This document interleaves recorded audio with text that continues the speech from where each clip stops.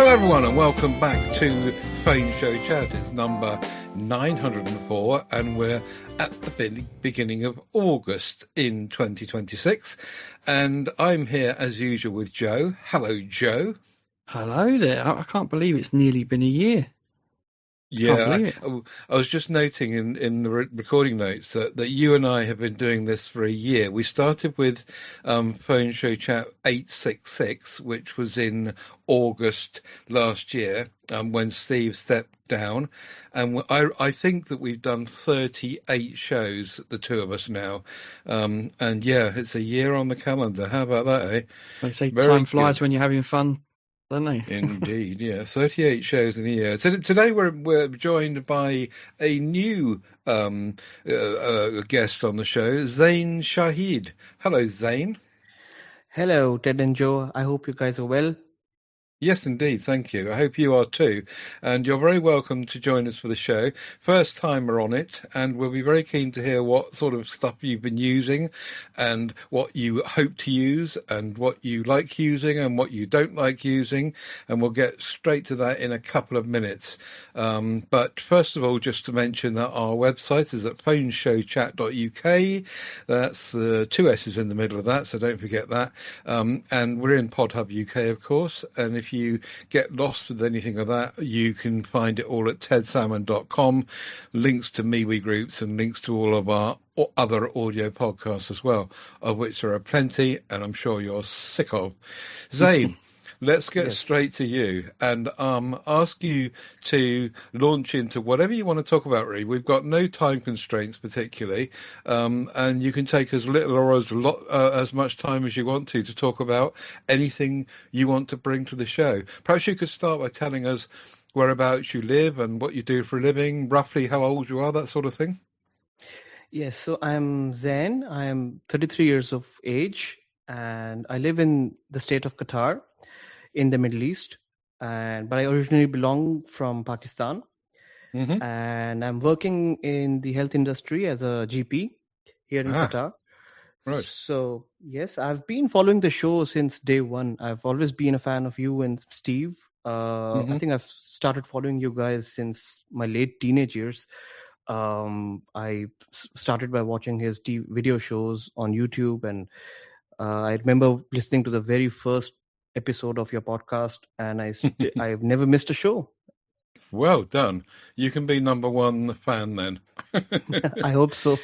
Yeah, you're very welcome. And so tell us a bit about your kind of path through devices you've used and what you're favouring and what you used to favour and what maybe you're looking forward to. Just anything you want to talk about, really. Yes. So my smartphone journey started with the Nokia N series. The Nokia N70 was my first smartphone. I remember very clearly. It was a fantastic piece of kit. It was my first time using a Symbian phone. And I remember it having no Wi-Fi or any modern bells and whistles, but it was very good for its time. Had a great camera as well. And then I went on to the Nokia N82, the one with the Xenon flash. I remember passionately reading Steve's articles on it, on All About Symbian, and I was a huge fan of it. Kept that phone for quite a long time. I think kept it for like 4 or 5 years. I had a replacement battery going on for it, and it was a fantastic phone. It was I took some great shots with it. It had the same 5-megapixel camera as the N95, but paired with the Xenon flash, I could freeze photos in time, as Steve used to mention. And then I remember the thing I remember about the N82 Zain is that I'm looking at the picture of it now, and the buttons on it for the T9 were just tiny, even by T9 standards. I found them really, really hard to use. Oh yes, they were very, very uncomfortable. Not a pleasure to type on, but I think the rest of the phone was very, very good. The speakers were great, and I mean, we had the protective camera covering as well, which is missing these days. But I really miss those features. And then I moved on to I kept that phone for quite a while, and then I went into a dilemma because at the time there was the iPhone and Android had just started showing up with its devices, and I didn't want to leave the world of Nokia because I was a big Nokia fan.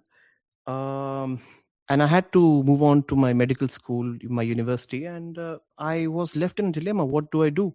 I need to upgrade my phone, and I finally went to the shop to buy the Galaxy S2. I remember very clearly, and amazingly enough, I walked out with a Nokia N9.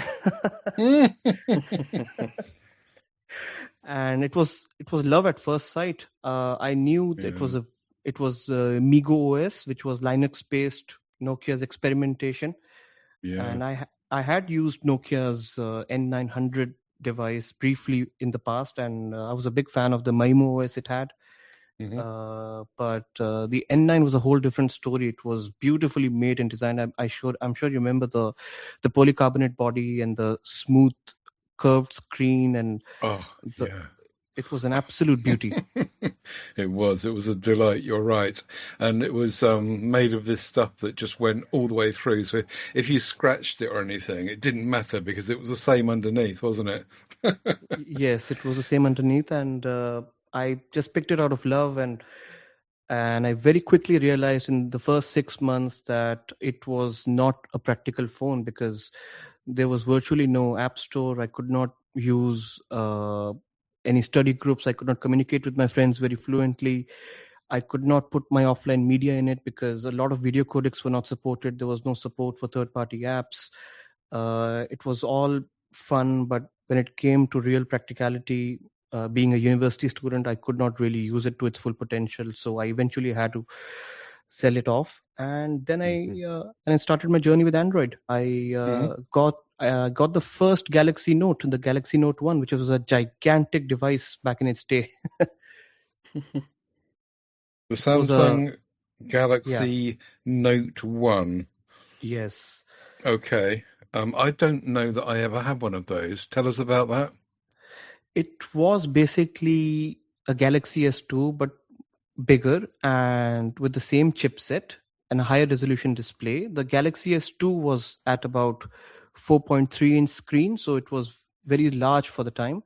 The Note 1 had a 5.3-inch screen, so it was a 1280 into 800 pixels, 5.3-inch screen AMOLED, and it was considered quite large for the time.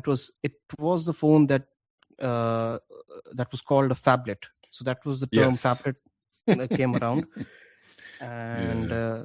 it was a lovely tool. As a university student, I really loved it. It had built in. That was the first one with the S Pen support and everything. Oh, And right. Okay. yes, I used to take notes on it. It came with Android Gingerbread. That was 2.3, I guess, Hmm. and had a big Android ICS update. It was 4 point something, 4.0, I think, and I used it for a couple of years, and then I started installing custom ROMs on it. Back in the day, there was CyanogenMod and others, and I bricked it eventually. I'm just looking at a photograph of it now, and I do remember it. I'm not sure that I had one. I think I got in on the Note series when it was the fourth one. I'm not quite sure why, but I don't think I had one before the Note 4. But yeah, you obviously had them right from the start. Yes, I had a good time with it. And then for a brief while, I did move on to using an iPhone.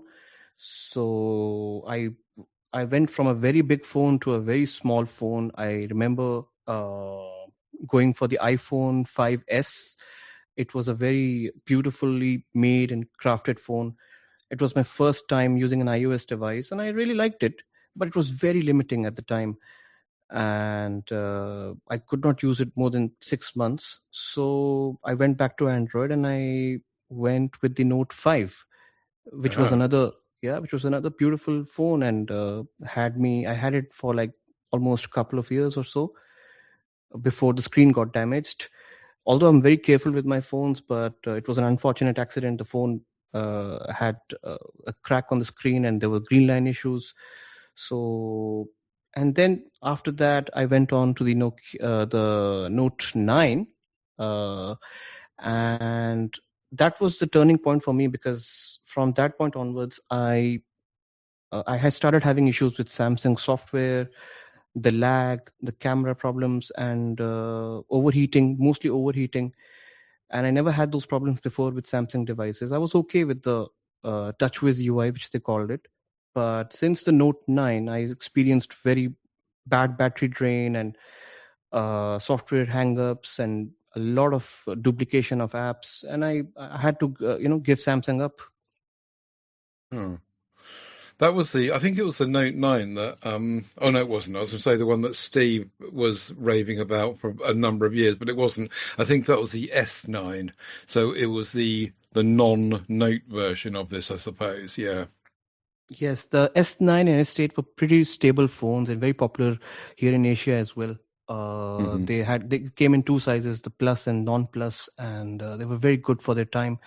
The Yeah. Note 9, on the other hand, was supposed to be a good phone on the paper, but I don't know, maybe my unit was a faulty one, but I had very bad battery drain with it, and it used to overheat a lot. So that was the first time I switched phones, and I went on to using a Poco phone. Oh, right. So Okay. yes, I decided to give budget phones a try. I was running into a bit of a financial crisis, so I said, okay, fine, I will keep a budget phone. Let me see how budget phones are. And the first budget phone I had was the Poco X3. Now this was a phone back in the COVID times, and it was a very good phone. Surprisingly enough, Xiaomi did a brilliant job with it. It was very well optimized for its chipset. Ran on a Snapdragon 732G, so a fairly mid-range processor. Had decent amount of RAM for back in the day. It was 6 GB, and had a very large battery of 5,300. And it was one of the first phones with 120 hertz displays. Although it was an LCD display, but it was a very smooth display. And I was pleasantly surprised that how well it performed for a very cheap phone. Mm. Yeah, we've got. I think isn't it Ed House that's still got one of these Poco X3s in action, Joe?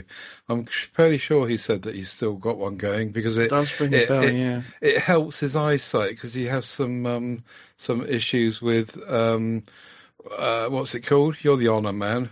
The dithering. No, not the dithering. Dimming, yeah. Dimming. Is that what he has? And Yeah. he reckons that this phone does him well on that.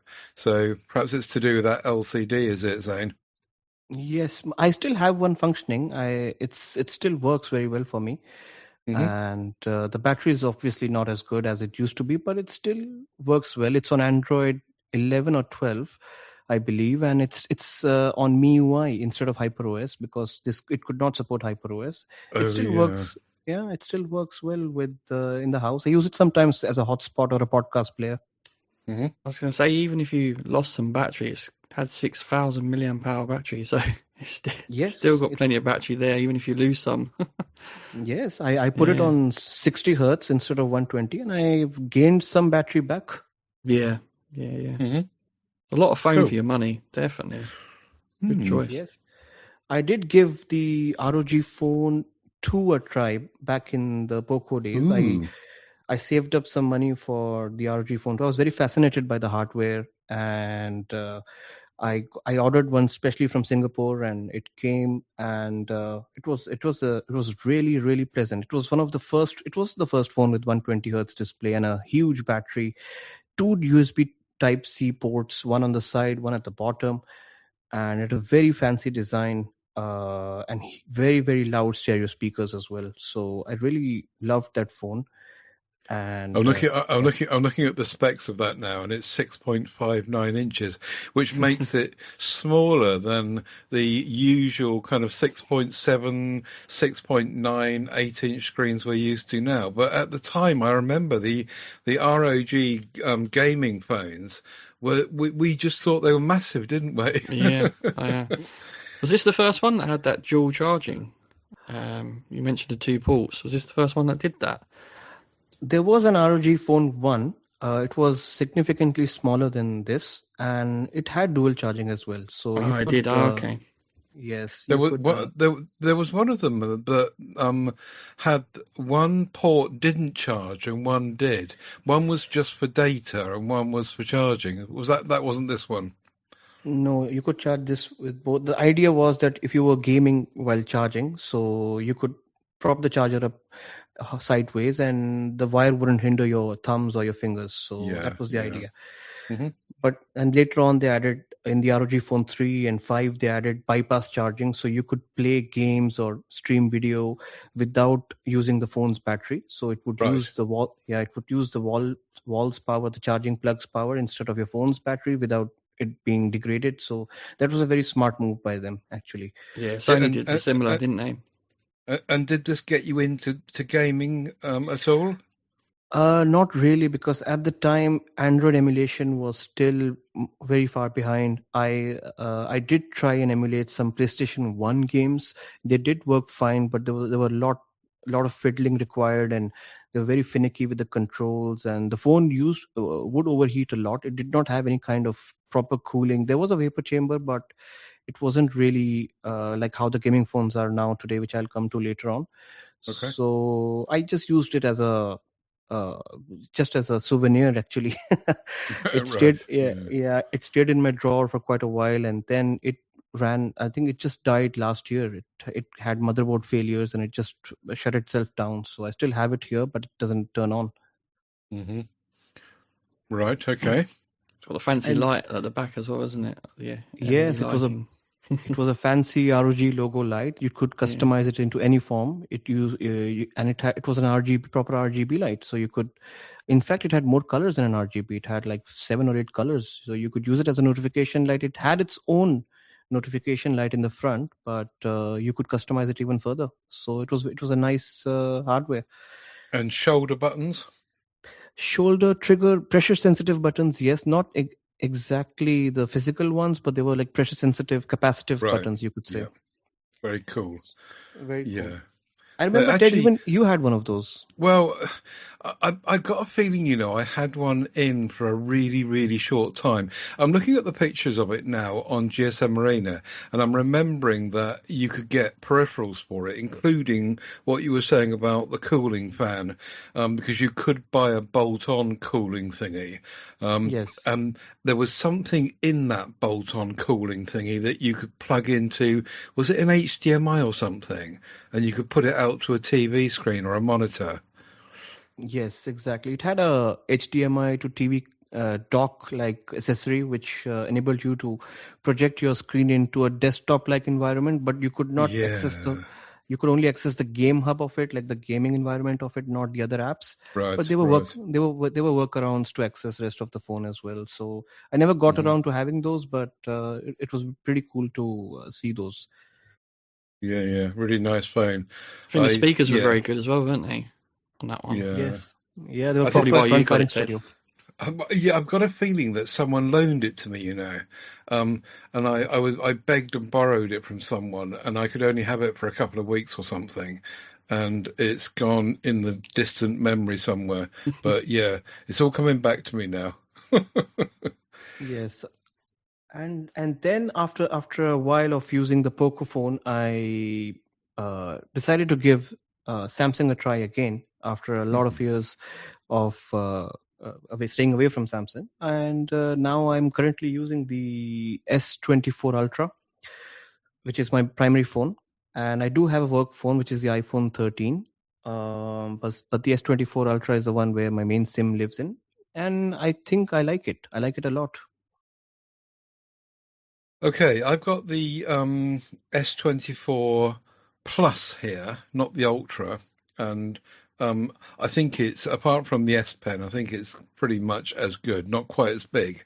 And I've got now One US 8.5 on it, waiting for One US 9, and it is a real tinkerer's playground, isn't it? You were saying that you come from a background of mucking about with ROMs and Cyanogen and stuff, and there's a real, with this Galaxy stuff, there's a real feel of that if you want to play about, isn't there? Yes, absolutely. The good lock option here is fantastic. It allows you to customize literally any aspect of the phone, whether it's the icons or the aspect ratio or even the smallest of settings can be accessed through the good lock module. It's fantastic. The one I'm waiting for with One UI 9 is the one that lets you put a background behind the dock, which you can do in Octopi Launcher, which I really like. And it allows you to, it's going to be in Home Up, in the Home Up module. You can put a kind of, a background to the dock, a little panel that the dock sits on. Do you know what I mean? Yes, yes. I saw a rumor about that, and I hope we get more options like those in the upcoming One UI update. Definitely. How are you finding the battery on the S24 Ultra? It's a pretty stable battery. It gets me through the day quite easily. The charging, I hope, could have been faster, but it does the job. It's not very excellent. It's not bad either. So I would say it's above average. And I've been having it for over a year now, so it's held up pretty well. I've put the battery protection feature. I've enabled it, so it charges up to 90%, Right. and it gets me through a 16-17 hour day quite easily. Very good. Well done. And you haven't damaged the screen like Joe might. Here in Asia, we have a trend of putting a screen protector as soon as we get the phone. Right. Yeah, I tend to usually. I've got the S24 Ultra as my work phone, funny enough. It's a really, really good phone. I enjoy it. Do you use the S Pen much, Zane? I do sometimes to jot down some quick notes when I'm studying or to take down some quick, maybe a grocery list or something recommended by the wife. So I use one sometimes. The last one with Bluetooth capability, that was. Yes. This was the last S Ultra phone where all the features were intact. Since the S25 Ultra, they've started ripping off features. Mm-hmm. Yeah, it's a shame. It is a bit of a shame, but on the other hand, I have to say that when I've had devices with pens, I think we might have spoken about this on the last show, I just never used it. And yes, you're right, Zane. If you're quickly want to make a note of a shopping list or something, fair enough. But I don't know. I'm figuring that Samsung's research and monitoring of their users, maybe they've concluded the same thing and they're wheedling away and removing it. Although there is word that it might be coming back in its full glory in the S27. I'm led to believe. Have you heard that? Well, I've heard rumors of them not bothering much with the S Pen. And I've heard rumors that they might increase the battery size of the S27 Ultra finally. So it's rumored to have a 5500 mAh battery, which will be great because we've been stuck with the same 5000 milliampere cell for the past 5 or 6 years now. So it's high time they finally upgraded the battery.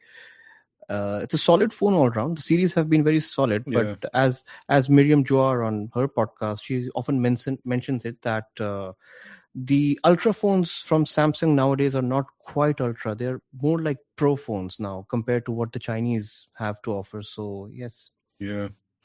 Yeah, they take some matching often, don't they? As Joe reminds us with his Honor cap on, and that it really is quite impressive how they push the boundaries. So even Honor, I'd like them to do.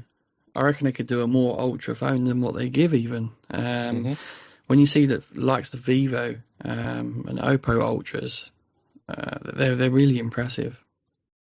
Yeah. So Apple iPhone 13, which is aging a little bit now. That's your work phone, you say? Yes, that's my work phone. I use it as a secondary phone as well to keep updated with iOS and its new features and updates and what's happening in that camp. To be honest, I'm not quite a fan of iOS like you guys, but I do find it more appealing on the iPad. No, not like us guys. No. We're not at all. We're with you on that. But we do like to try and cover it when a guest comes on and is using one. So do feel free to say anything you like about it. Yes, of course. Yeah, you can't So ignore Apple, can you? It'd be silly. yes, there are certain aspects of iOS which are superior to Android. Like for example, the support for third-party apps is quite. The quality of apps on iOS is definitely on the higher side, especially the Yeah. social media apps like Instagram, Snapchat. All these apps tend to have a slightly higher polish to them, and even the content displayed in apps like Instagram, the videos look much higher quality. So even on my Ultra phone here, if I try to scroll between the reels, I can see the bit of chopping, and I see lack of HDR effect. On the on a 5-year-old iPhone, I can still see the video much smoother and the apps being more optimized. So that's one area where iOS, I would say, still is a bit ahead. But when it comes to managing notifications, PIM, and when it comes to multitasking and just general basic stuff, I think there is where iOS lacks, and especially while navigation, I'm still baffled that I like Apple haven't figured out a way to sort out the back button. It is such a hassle. You have Yeah. to you have to swipe from one side, and some apps have it within themselves. Some apps, it can get very confusing very quickly. Yeah, I agree. That's my thing. That's the main thing that puts me off iOS. So yeah, I'm with Yes. you. But I think you're right about the quality of the apps, and this is one of the things that Apple users come back to, and quite rightly, I think, say that they're very polished, and they always have been. And I remember when back in the day when I had an iPad for a while, and I was just bowled over back in the this is probably about, I don't know, 15 years ago, but I was trying hard to use Android stuff, but when I picked up my iPad and just played some games even, it was just streets ahead. It was so nicely done, and you could just see what the attraction was and how the developers had worked really hard to make it all, and Apple to make it all a really, really nice experience. You can see why it was so attractive. On that note, Ted, I felt that Android tablets were dead at one point because iPads were just dominating, weren't they? Yeah, that's right. But I think they've also come on, Zane. I think that the Android world have realised this, and when you pick up a modern Android tablet and load some Android games on it, I think that they've realised and they've caught up to some degree and made it happen. I think one of the areas where it's still a bit different maybe is with some of those creator apps like like you do, Joe, with editing video and GarageBand and those kind of media centric things where people still want to use Apple stuff. Is that right? Yeah, I think because a lot of content creators do have Apple devices as well because of the video capability, and then match that with the software that you can get. Yeah, it's well optimized. It's they're starting to do a bit more. Like Samsung has partnerships with LumaFusion and stuff like that now. So you are seeing it getting better on the Android side. But yeah, I think Apple probably are still ahead there. A lot of it comes back to, I suppose, the age-old fact that Apple have got a locked system and they've only got Yes. so many devices that they've got to get it right for. And poor old Android, they've got to get it right for about 1,000,001 devices made by 1,001 OEMs and manufacturers of phones and tablets and computers and the whole lot. And Apple have got it a bit, well, not easier, but just a bit more in a controlled environment, I think is the word. Yeah. But anyway, so you don't really use it much for outside of work stuff, Zane. Yes, it's mostly is used mostly within the premises of the work, and I use it occasionally from time to time, maybe to transfer stuff here and there, or maybe just to catch up with my family's location. Because yes, the Apple services are very cohesive and they do work well when you have another family member who has an iPhone. So that you can, I mean, I don't have any other Apple accessories, so I guess I'm missing out. But I feel more comfortable with Android since day one. So I've always felt more easy with Android. So yes, and those annoyances I mentioned, they're really a part of my day-to-day routine. So I couldn't use an iPhone if I wanted to. But the iPad, on the other hand, is a whole different story. It's the OS on the iPad has evolved to a better extent, which I use daily. So although this is a phones show, so I won't go more deep into that. But iPad OS is evolved very beautifully well. But I think iOS still needs work and is still far behind for me. I do notice that when I go to some medical facilities, like for example, my dentist, they give me an iPad to fill in my details on. And I was with my dad at a hospital, and a private hospital or a clinic rather, and out comes the iPad. And it seems like a lot of professional, maybe medical only, or maybe lots of other things. They're just generating towards the iPad and using iPads, or maybe that's just the medical facilities, and perhaps that's not true if you went to somewhere like, I don't know, engineering or a building environment. You work in the medical field. Would you say that was something that is true? Yes, that is true because there's a lot of support for third-party medical apps on iOS and iPad OS, and a lot of guide material, a lot of apps that were specifically designed for doctors and engineers. Yeah. Developers took more keen interest in designing those apps for iOS, and it's also part of the reason is because developers get paid more when they develop apps for iOS and iPad OS rather than, I think they have a higher incentive fee as well, so that adds to it. Okay. Hmm. Right. Okay then. Right. Where should we go next? You got up to the S24 Ultra and the iPhone 13. Yes, so that's my current setup. I am looking at a bunch of foldables right now, and I would love to upgrade to a foldable because that would ideally help me replace my phone and my iPad. And I wouldn't replace my iPad though, but it would really open a new gateway for me in terms of form factor because I've always been a fan of flexible form factors. My wife uses a Flip 5, so even though I'm not a fan of the Flip concept, but I love the book style foldable. Hmm. And with the release of the new Fold 8 with its shorter, wider aspect ratio, I Mm. really like it. Mm. You're Yeah. not alone. Yep. Yeah. Are you going to get one? I might get one. I might wait in for some good trade-in deals, and I might Yeah.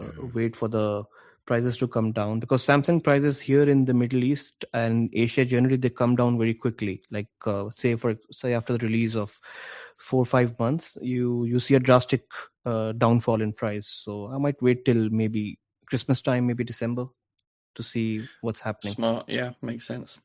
Yeah. Have you had hands on with the original generation Pixel Fold or any of the I don't know the Huawei? I suppose you're unlikely to have gone with Huawei because of the Google stuff, but something else that is in that kind of passport form factor. As a matter of fact, I've only laid my hands on one Pixel ever because Pixels don't sell here officially and they come through third party retailers. So I've only had the chance to play with the Pixel 5, which I got for my mom. And as far as the foldables are concerned, I had my hands on the first Huawei foldables when they started coming out. There were the outies where the screen would fold outwards instead of inwards, and Oh yeah. I did find them very impressive, but they were Mm, very fragile. They were very, very yeah. fragile. Yeah. Well, you're very lucky to have got hands on with those because we didn't, and yeah, we could import them, I suppose. Did you ever, Joe? No, I would love to have, but yeah, I didn't get any pleasure of getting hands on with them. Some of them were really interesting. Yeah. So yeah, your experience with this, it'll be really interesting if you get one for you to come back on the show and tell us about what you find and if you like it or not. It does seem to be dividing opinion when you look at reviews on YouTube, for example, where some people are.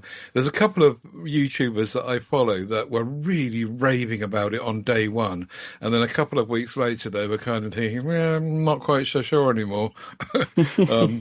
And that focusing in on cameras which are not so good, and also the speakers which they've just done wrong. Everyone is saying that to not make the most of the stereo. So I think you Steve should was saying get that, one. wasn't he? Yeah.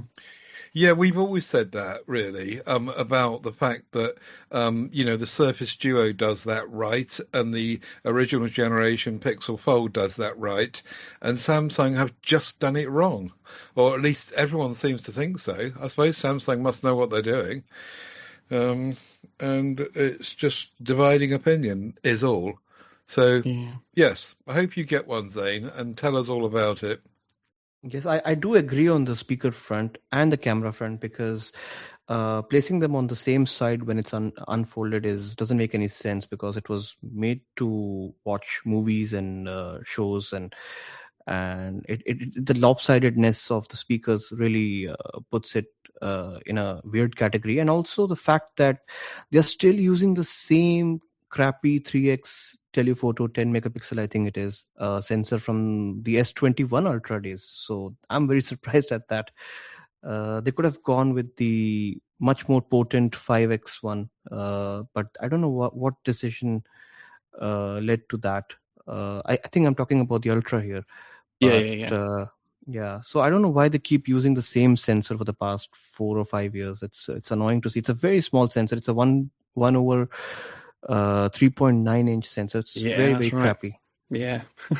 It's really poor, especially for an Ultra branded phone. It's very poor. Yes.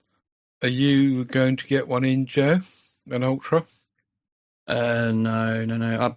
The V6 is on my radar from Honor. But as a work phone, you've still got the 24 Ultra, haven't you? Yeah. So won't they get you updated on that? No, I wish. When the S24 Ultra came up, I was really happy, and I told a few other colleagues. I said that's on the list. They went to get it, and there was none left. So I did well getting that. Because before that, I had the 13 Pro Max. We tend to have like a few generations older on yeah, sadly. So Zane, are you concerned about foldables in terms of vulnerability, screen robustness, and not ruggedness? Well, I have to say they've come a long way since the first foldable. I remember watching videos of the first foldable and how fragile it was, and reviewers having issues on day one.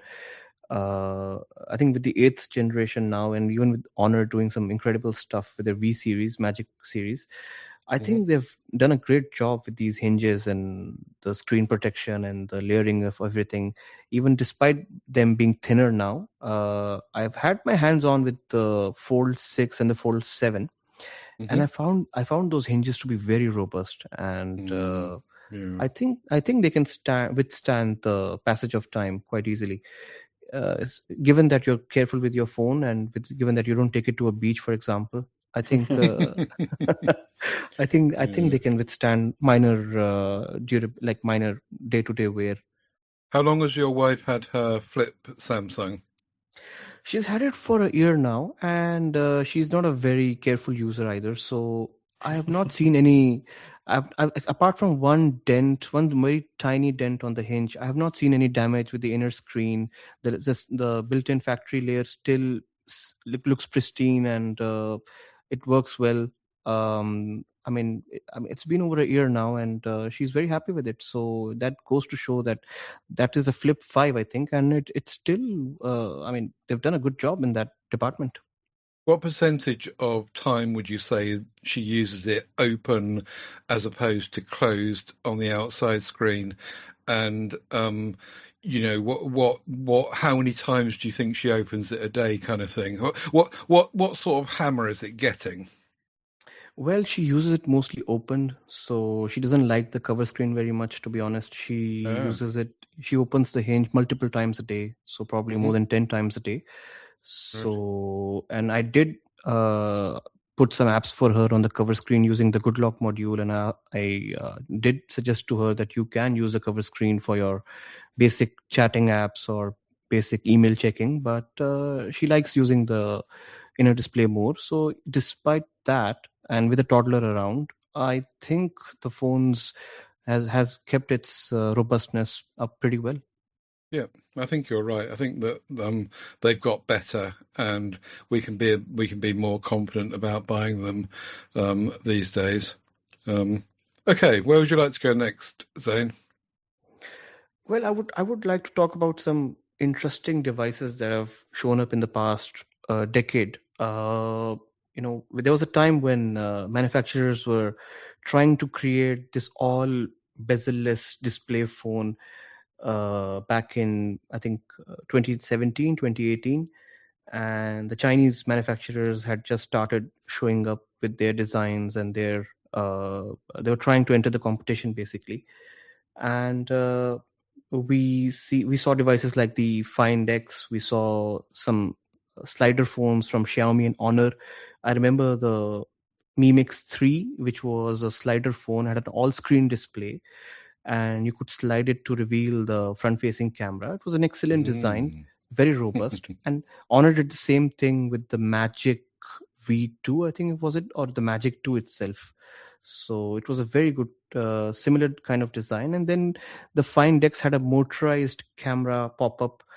It looked beautiful, had a 95% screen to body ratio around about, and it looked something from the future. And I miss those kind of attempts by manufacturers to create products that look more futuristic. And now we have all similar looking slabs with punch hole cameras or a dynamic island in the front. So I miss those days. Yes, I think you're right. Do you remember that Honor, Joe? No, but I remember the Oppo Find X with its. I remember that purple very vividly as well. It's I quite like the look of it. I really did, and I'm with you there. I mean, there is obviously complications with having moving parts like that, but I do like the screen not having anything on there at all, no notch, no holes at all. It's nice, and that's why I went with Sony quite a lot, because I liked, even though you had a big forehead and chin, I kind of preferred having nothing in front of my screen. Yeah, it's much better. But yeah, there were some interesting shapes and sizes going on, weren't there? Yeah. Yes. Speaking of Sony, I forgot to mention this, guys, but I did own a Sony Xperia briefly as well. One of my friends, he was in Japan back in the day, and he promised me he got me an Xperia 1 Mark III, I remember. And it was a used second-hand phone, and it was a carrier unlocked phone, Japan carrier unlocked phone. And it was magnificent. I loved the design. I loved the narrow, tall aspect ratio. Contrary to the popular opinion, which was that 21:9 screens were not good, I thought they were perfectly fine. It allowed me to use the phone one-handed most of the time when I have something else in the hand, or maybe like a bag or a shopping bag. I did like that aspect ratio, the tall aspect ratio, and I still think that the Fold 8 Ultra and the previous folds, I'm quite okay with the outer screen being tall and narrow. I do like the shorter Fold 8, not because of its outer screen aspect ratio. I like it because of its smaller size. But I do respect the tall and narrow aspect ratio. The only caveat is typing experience. But apart from that, I think when it comes to scrolling and using the phone, I think that was a good aspect ratio. But that went away somewhere, did it? Yes, unfortunately, yes, it went away. Now we are back to the standard. I think it's 20:9 now. Yeah, 20 something 0.9. Yeah. So that's a shame that you lost that phone, because they are, I think they are pretty much unique now, aren't they? 21.9 is going away, and you need to even now get an older Xiaomi Xperia to get one of those. Yes. But you're right. The Chinese phones are the ones that are pushing the boundaries, and they're the ones that have been over the last 10 years, particularly playing with, like you say, those like motorized selfie cameras popping up and what have you, and sliding, and the Moto Riser, which is an interesting beast as well. Who knows what's around the corner? You got the robot phone as well from Honor. Oh yeah, which that's is coming a very along. interesting Yeah. one. Mm-hmm. Yeah. That's going to be launching soon, I think, this month itself, they say. In China, yeah. Would you be interested in one of them, Zane? I do love Honor's attempt at creating something different from everything looking like an iPhone. Now, this is something fresh out of them. And I like Honor for what they stand, but I don't like their UI. It's too iOS inspired, just like you, Teddy. I don't like very heavily iOS inspired Android skins. I think back in the day they were not very iOS inspired. Even the Chinese had their own themes going on, but since the past 3 to 4 years, they've started to copy a lot of elements from iOS. Yeah, I do agree.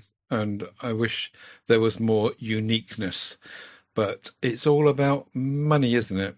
Yeah. So we just have to suck it up, and if you don't like it, don't buy it. But there's always launchers. Yes. Okay. True. So what have we got next in your little list here? Current tech news?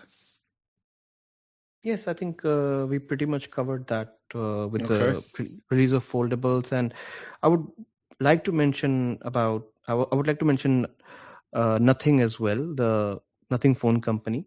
Oh yeah. I've always liked their designs. They seem to be doing something different from rest of the pack, and but the past couple of years they've fallen short a bit. With the new Nothing Phone 4B, the launch seems very confusing. We were all promised hints of a smaller phone, and we were promised a lot of fan concepts and the ultimate phone, but we never got any of those. We got a very mid of the pack, very low end phone, not priced appropriately in this market particularly, and they seem to be losing their uniqueness and their. I mean, I understand the dynamics and the economics of it, but it's a very confusing approach right now. I did like their Nothing Phone 3, which was very different from, and it was criticized heavily by the internet, but I really liked its unique design and the glyph interface. I love their OS as well. It's very minimalistic and it's got its own unique touch to it. But the hardware seems to be falling apart, I think, especially compared to something like an Honor phone or a Xiaomi or a Vivo or an Oppo. I think they're running out of money, frankly. If you read, when you watch Carl Pei being interviewed now and again, and read between the lines, it feels like, he's trying really, really hard to make it all happen and work. And the wise money now seems to be on Nothing, diverging off into making things that are not phones, audio devices and headphones and earphones, and there's talk of a watch now around the corner, and some Bud Loops, I think it is, and just he's already said that in this year they're not going to be releasing any flagships. But I agree with you, Zane. I think and I know that Joe agrees with us as well, because he reviewed the Nothing Phone 3. My only complaint about the Nothing Phone 3 was it was just so big. But apart from that, I am totally with you on everything you said there. Yeah, me too. I did love their CMF Phone 2 Pro. I still think it's one of the best budget phones out there in any market, to be honest. Mm-hmm. And it looks very unique and looks very polished. And I wish they created a new version of it, but I think they've ditched the CMF Phone 3 plan. So this will do for now, and I hope they really get enough money or funds to make some cool phones they were making already. Yeah, I'd be really sad to see them leave the market. I think, like you say, Ted, as long as they carry on doing audio stuff, there's a chance of them coming back, isn't there? Really, depending how that does, I guess. You'd hope so, yeah. And Carl Pei wants to make a small nothing phone. He said that, but he just does not think that it will sell, and so he's holding off. And I just hope it doesn't. The same as you, I hope it doesn't collapse around his ears. But there you go. So yeah, that's nothing. Where should we go next? Well, I would also like to mention a special mention. I would like to have a special mention for Tecno and Infinix. Now, these two companies come under the umbrella of a Chinese manufacturer called Transsion. So they basically target the African and the South Asian market, especially the Pakistani market, the Indian market as well. Now, these phones are basically undercutting the prices of already excellent Poco phones and Realme phones.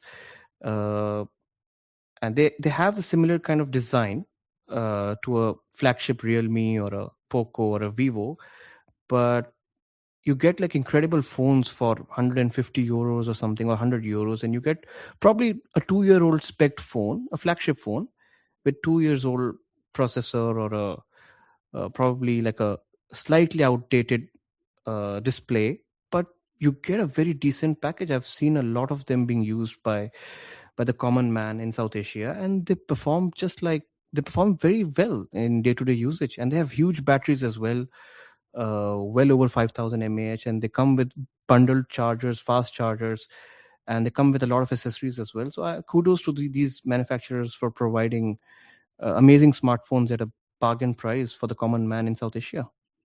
Wow, yeah, I'm just looking at the Tecno Pova 8. And you're quite right. It's got a Dimensity 7100, which is perfectly good. 8,000 milliamp hour battery, and military standard protection and so forth. But no pricing, because basically, after what you said there, Zane, they're not in the West, are they? So what sort of price would this kind of phone go for, do you think? Well, they range from around about £100 to 250, 300 pounds. So within that category, you're basically getting a phone that's worth almost 500 to 600 pounds from something like Samsung or Google. So they Right. basically the four. Let's take the 10A as an example, the Pixel 10A. They have better features than the Pixel A series, most of them, but they're almost half the price, and they even undercut some of their bigger Chinese siblings, like the Realmes and the Pocos. Mm-hmm. So we would have to import these, basically, wouldn't we? Yes. Would you have to import them as well? Here in Qatar, I can get my hands on them. There are some outlets that do sell them, but back in Pakistan, I saw them sell by a bucket load, and they do a perfectly fine job for and they've introduced more people to Android than anyone else. I would say, if you were to go buy a Samsung A series phone or a budget iPhone at that price, you would not find anything as decent as that. Really interesting. Infinix and Tecno. And we do, GSM Arena covers these devices. I do see them going through, but as soon as I realise that we can't get them, I kind of lose interest. But it's interesting that you've had a look and you've seen what they can do, and it does look as though they are very good devices for the price. And we say time and again on this show now, Joe, that what people need from a device. I was talking last week about using the Motorola Edge 60 Neo, which is not all singing, all dancing by any stretch, but it's perfectly good for 95% of users that are not nerds and geeks and want to push the boundaries all the time. Yeah, I absolutely agree. When I was using the Magic 8 Lite, that was perfectly fine. I could use it, and a nice big battery, a decent enough screen. Yeah, more than usable. Tecno and Infinix are always on my radar. Like you say, Ted, because we can't really get them, we don't talk about them too much, do we? That Povo 8 Pro looks like almost like a nothing inspired sort of copy, doesn't it? I like the orange accent on the power button. Little details like that. Yeah, looks lovely. Really nice design.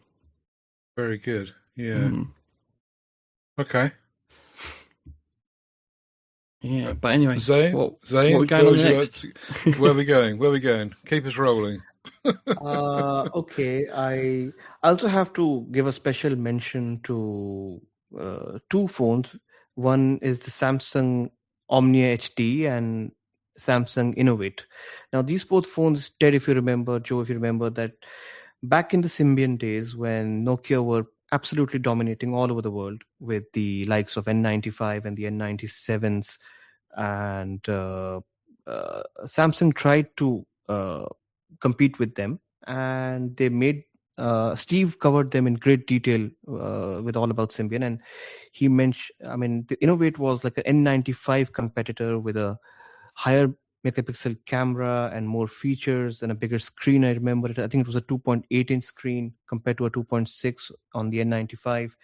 And also the Omnia HD came out much later, and it was the first Symbian touchscreen phone with a capacitive display. Yes, I had one. and it had multi-touch support. Yeah, it was great.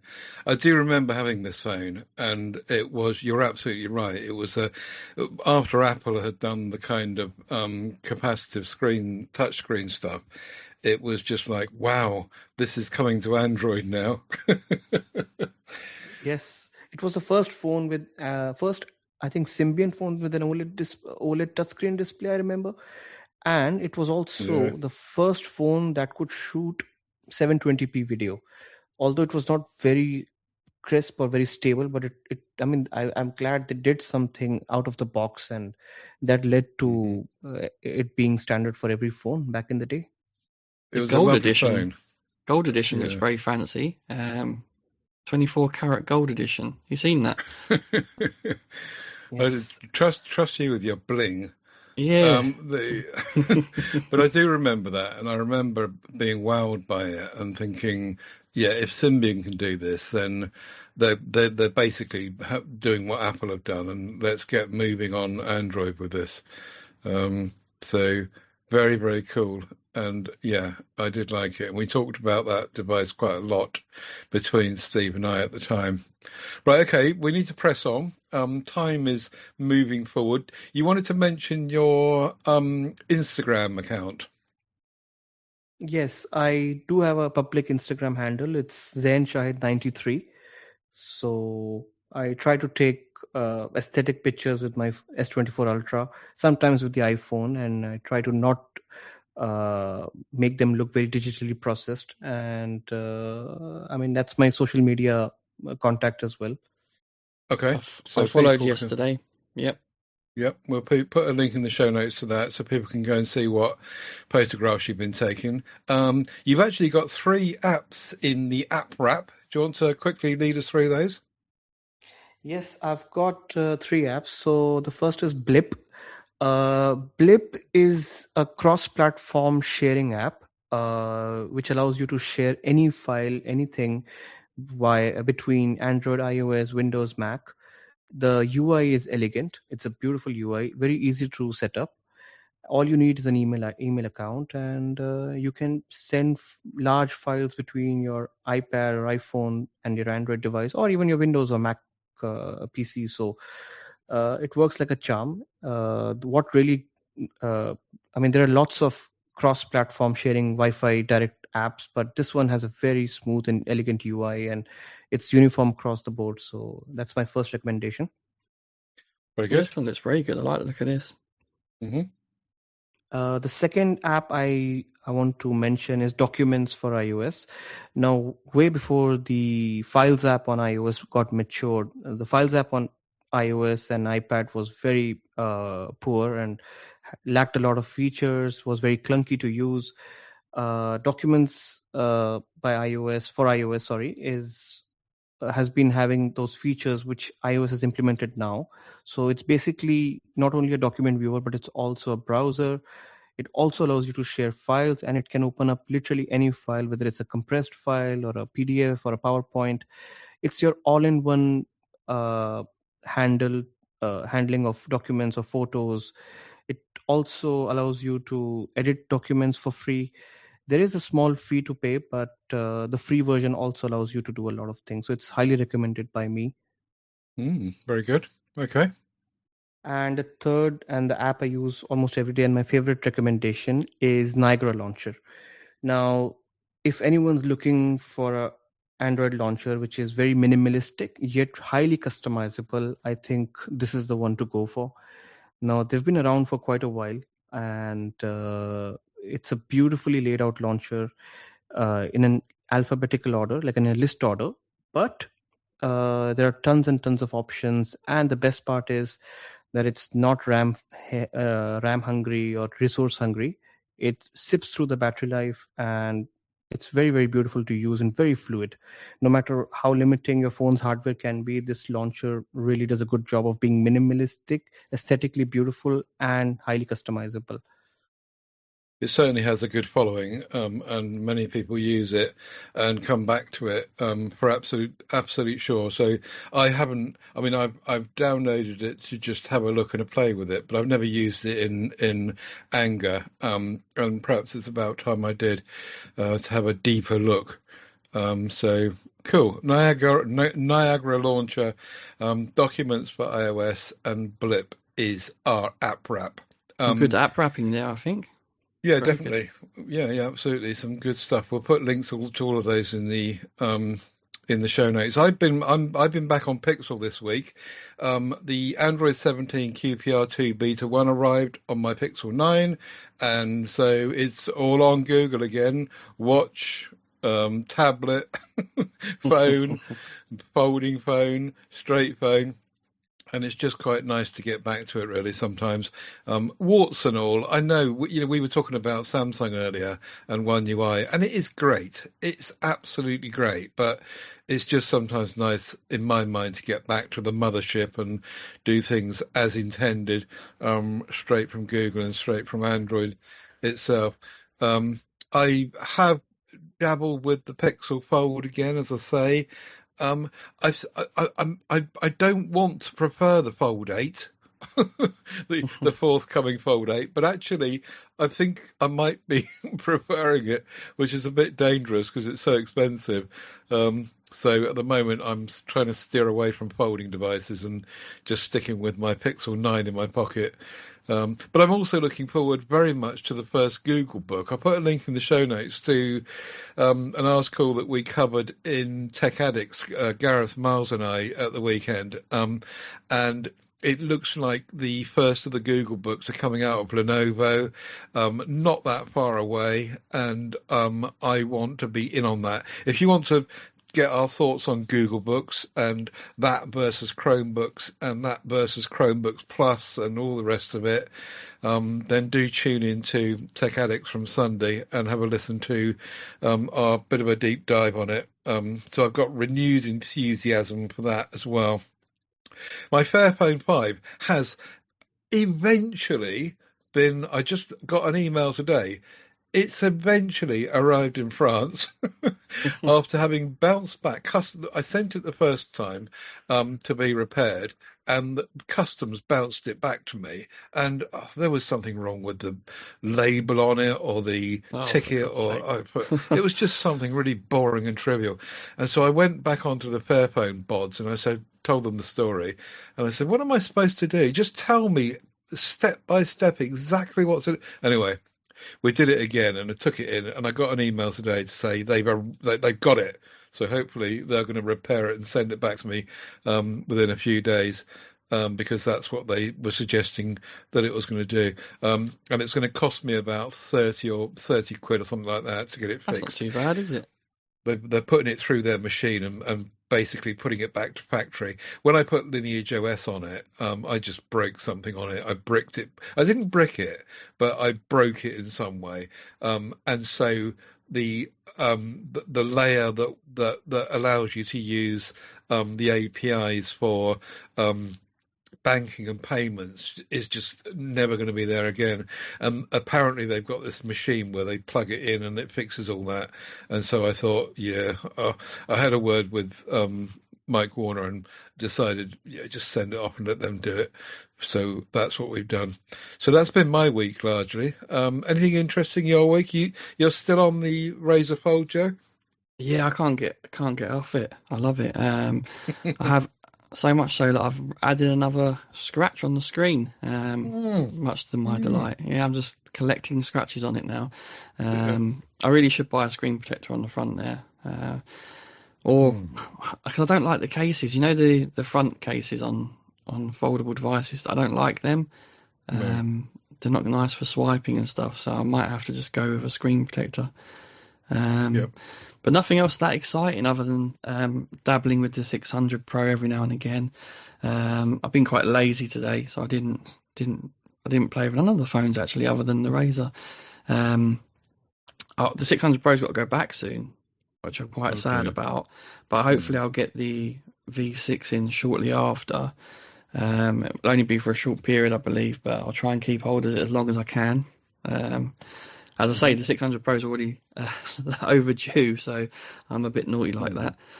But they're quite chilled out. They don't chase you. So no, and it looks like Motorola are the same because you've still got the Edge 70, haven't you? I have indeed, yeah, because I haven't done anything with that, and other than talk about it on here, and because as I've mentioned on here, it is actually a really lovely device. It's super lightweight. I can see it appealing to a lot of people, especially if you get it at the right price. But yeah, I've not really given it enough love really at all. I'm a terrible tech YouTuber. I'm gonna tell Wilkin of you. Yeah, no, I'm in the good books of him because the World Cup tickets you got with the Razr Fold. Yeah, I allowed him to have them, so hopefully I've got some grace there. You got some brownie points to fall back on. Right, okay. Before we wrap things up, let's go to photo of the week. And I've got a really interesting one. First of all, shout out to Ahmed Bebars, who is sadly not far off the centre of the earthquake that's going on in Egypt at the moment. So all our thoughts are with you, Ahmed. And it sounds like he's not directly affected, but he got woken up and shaken out of bed during the night when that happened. He said he felt it, didn't he? Yeah. Yeah. So poor old chap. So we're thinking of you. And I thought that I would pick a photograph of yours to put into photo of the week, which you took some years ago on the Nokia Lumia 920 of your iris. And it's just a staggering photograph, really.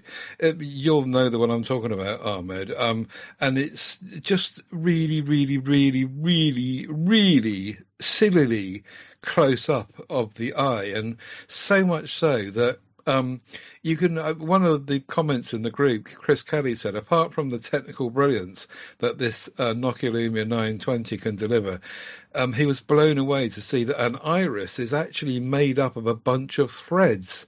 And until you get that close to something like that, I mean, maybe it's more of a nature shot than an artistic one, but it's still really interesting, I think. He took this on the phone, slightly further away from its minimum focusing distance to allow more depth of field, then transferred via Bluetooth to the Galaxy A24.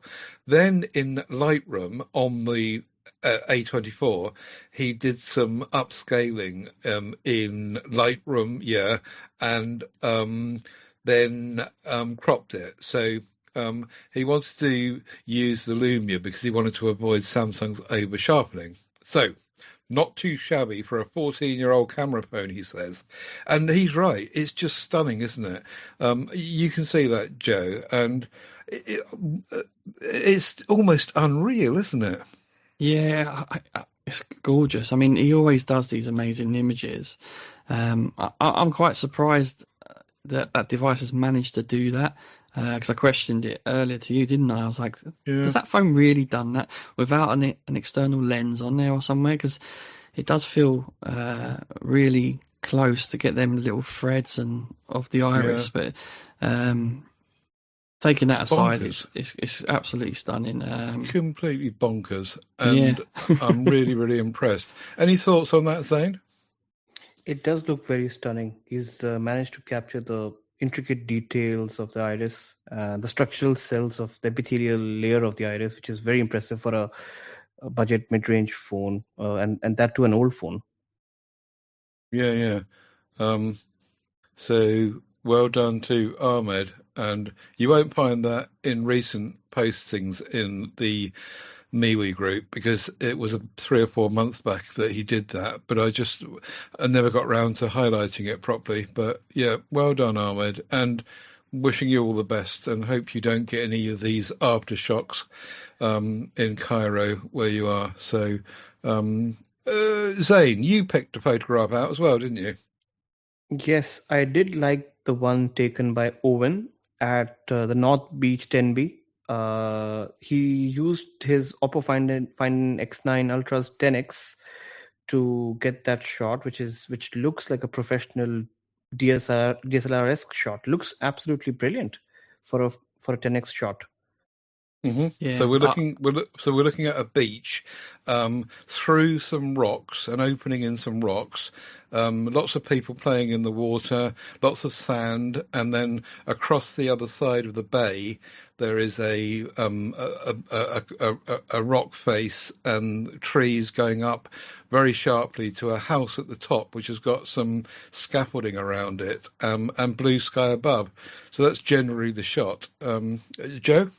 Yeah, I was going to pick this one as well. It's like so much depth to it, with the rock in front of you. Then you've got a little rock and the build up on the beach, and then there's a mountain almost in the background in the house, and yeah, there's so much build up. It's a very interesting image. It's a really good quality. I looked at the Google Photos version of it, and you can really can zoom in quite far, even though it's already a 10x shot. And see some good detail there, so it is impressive. But the natural framing makes it, doesn't it? Yeah, absolutely, yeah. Because looking through this kind of jagged rock through a kind of natural window, I think if you didn't have that at the front, it could well easily be just a kind of boring beach photo to some degree. And even to the point, you see where the sea comes in, and that jagged rock goes in as well, with it. Just really nicely, fluidly done in there. I don't know if that was done on purpose or by luck, but either way, it's brilliant. Yeah, it looks like an opening scene of a movie or something. It looks amazing. Yeah. A killer. Yeah, so good pick. Thank you, Zane and Joe. You both picked it. Yeah. We're about done. We'll be back in 2 weeks' time with another show, and in 2 weeks' time we shall be entertaining Jim Fowle again, and hopefully he'll tell us all about his what's it called? I can't remember what it's called now. Side phone, that's it. Yeah. The side phone, and also some other stuff that he's been dabbling with as well. We usually get a good flow of stuff with him. So that's in 2 weeks' time, and we'll be back then. Thank you so much, Zane, for coming on. It's been great to talk to you and to find out all about what you're doing and what devices you're using. I hope you'll come back on sometime in the not too distant future, perhaps when you've got your hands on that Z Fold 8. Yes, it was an honor to be on the show. As I've mentioned, I'm a huge fan of you guys. Been following since day one, and I'll always keep following. That's very kind of you, and we're very pleased that we please some people. Phoneshowchat.uk is our website. Don't forget there's 2 S's in the middle. If you are going to follow that, if you want to buy me a copy, it's at paypal.me/Ted Salmon, and if you want to buy Joe a copy, it's at paypal.me/Hickey85. PodHub UK is where you'll find links to everything we do, and at tedsalmon.com you'll find the same, but more, with the links to all of our MeWe groups, all of our audio podcasts, and all the fun of the fair. So do get across there. And yes, we'll catch you in 2 weeks' time, and we'll be there with Jim on show 905. Thanks for listening, everyone, and catch you soon.